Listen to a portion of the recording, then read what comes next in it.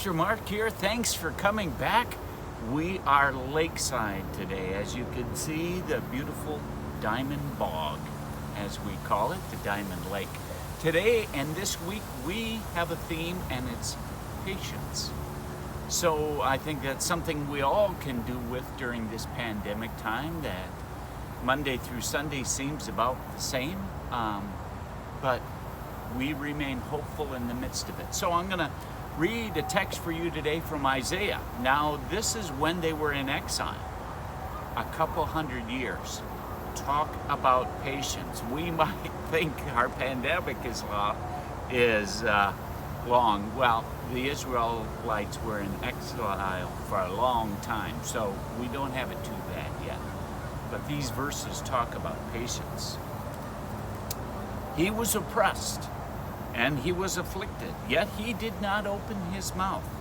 Like a lamb that is led to the slaughter, and like a sheep that before its shears is silent, so he did not open his mouth. By a perversion of justice he was taken away. Who could have imagined his future? For he was cut off from the land of the living, stricken for the transgressions of my people.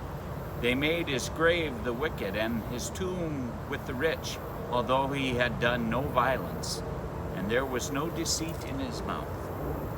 Now, those don't sound like the happiest verses. However, they're talking about patience. At this stage in 2nd Isaiah, Isaiah is divided into 3 parts.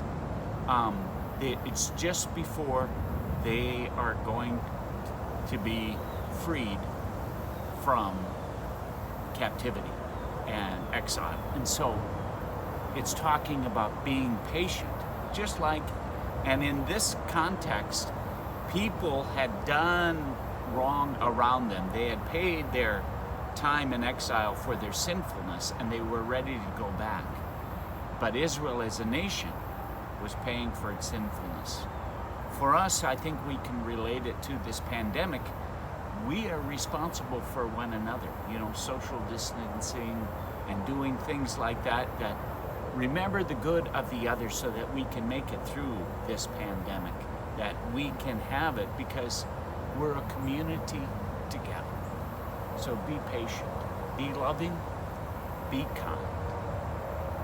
Hope to see you tomorrow. We're not together physically, but we are spiritually, and that spirit is stirring and hopeful. Take good care.